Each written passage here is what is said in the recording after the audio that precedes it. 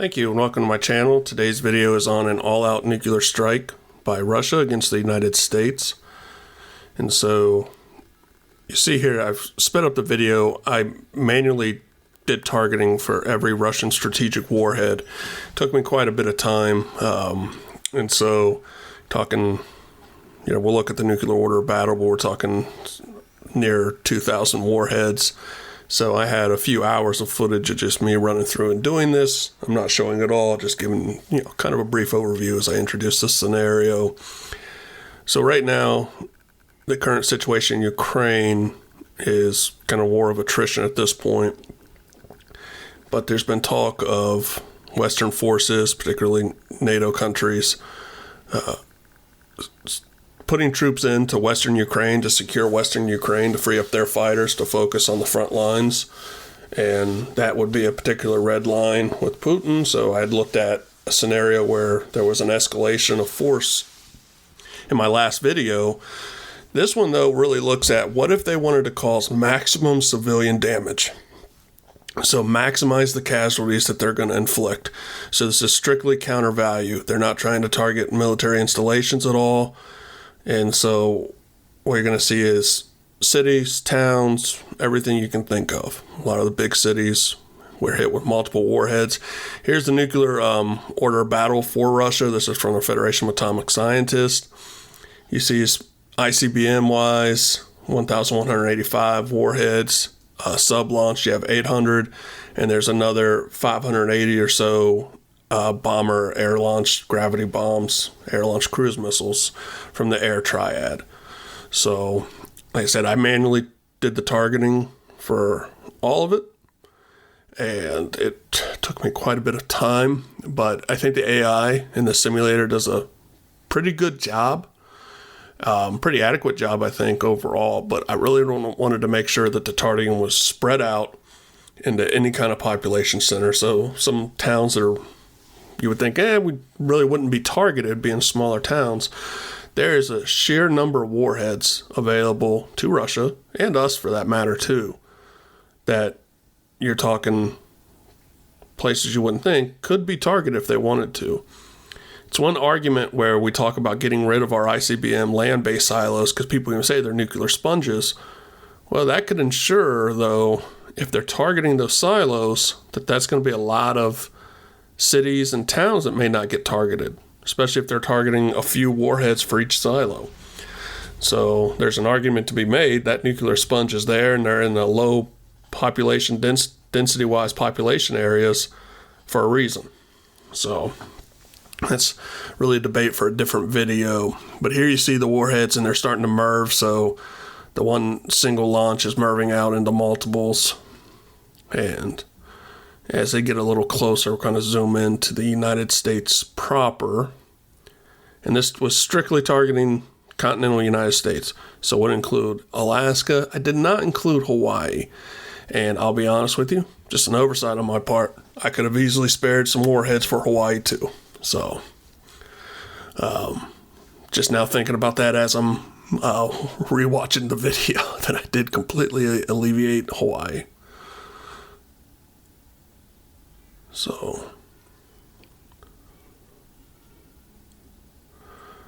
we'll see a little better view. Like I said, I'm doing this in 10 times speed, so I'm not speeding it up too much, but also not doing 1-for-1 speed. Otherwise, the video would be, once you get into air bombers, you're talking, it'd be a day-long video, and nobody wants to watch a YouTube video for over a day. Except for ambience videos. And believe me and my wife love the ambience videos. Somebody once said my voice was kind of ASMR-like. I don't agree with that assessment, but hey, if it's a calming effect on somebody, more power to you. I appreciate it.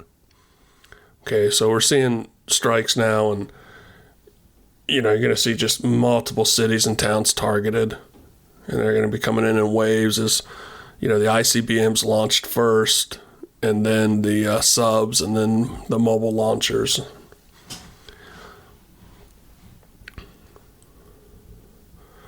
Places like Manhattan and Los Angeles. I mean, they got, Dallas, Chicago, any of the major cities. I mean, there are multiple warheads of various sizes. And it's such a stark reminder. As you see them, they just keep coming and coming and coming. There's just so many in the arsenal, and I think people lose sight of that, and they lose sight when we look at potential escalations and nuclear brinkmanship. I think people don't fully grasp how large the U.S. and Russian nuclear stockpiles are and how much damage. And then some people overestimate it to the same token, too, that it'd be the end of the world and the end of humanity. Well, it's not going to be the end of humanity. It's not going to be the end of the world. It would definitely dramatically change the world. More than likely, like in a strike like this, the U.S. would cease to exist in any way, shape, or form. And there would be mass starvation, diseases, everything. I'm going to zoom in and just show like the strikes on Los Angeles. Now, this is sped up a little bit more, but it'll just give you a little bit of a kind of a high-level overview of like just Los Angeles. We'll look at New York and Chicago too. The kind of warhead targeted on there, and kind of zoom in. You see, fallout. Just that area just be completely devastated.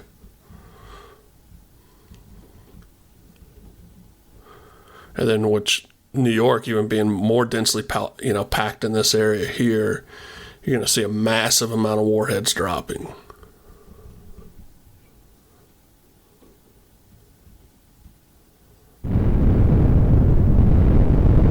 There's Philadelphia, there's Manhattan, and everything else for that matter. Man.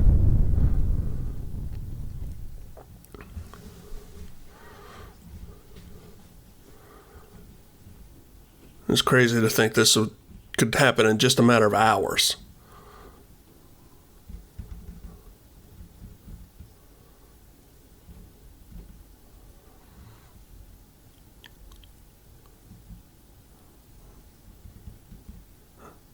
Right there, you look at the fallout.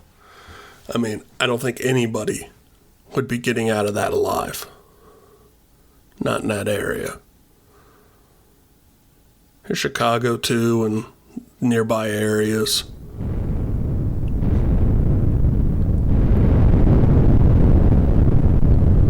And they even hit Gary. I mean, man, and Gary's just, it's just around the, it's got a turnaround right around the corner, It's about to be a hot commodity there.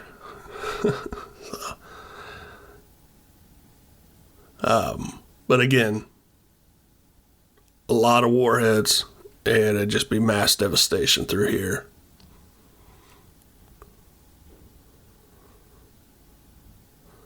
I'm going to see the fallout here pop up in a second.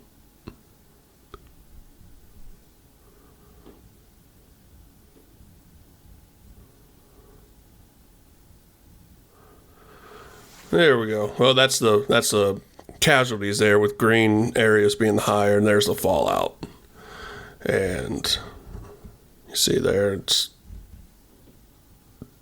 zoom back a little bit, because this entire area, I mean, that entirety right there, that's just crazy visual to me, at least in my mind. And that's a mix. There's going to be surface and air burst bombs. The majority are surface burst at 500 meters to maximize casualties. So looking a little overall, so over 164 million U.S. casualties. Over 165 million overall. Obviously, the vast majority in the United States. There is about a little over a million in Canada. They're just where, due to the strikes and the wind direction and fallout, Canada was affected. Mexico, not as much, but a little bit. About 70,000 in Mexico. But the United States, you're looking at almost half the population. And that's the immediate casualties. When it comes to famine, disease afterwards, you're looking, and this is just, again, rough guess. Maybe 20% of the population remaining. And that's probably being optimistic a little bit. Wouldn't be completely destroyed. It'd still be, There'd still be people in the country. It just wouldn't be a country as we know it anymore in that circumstances.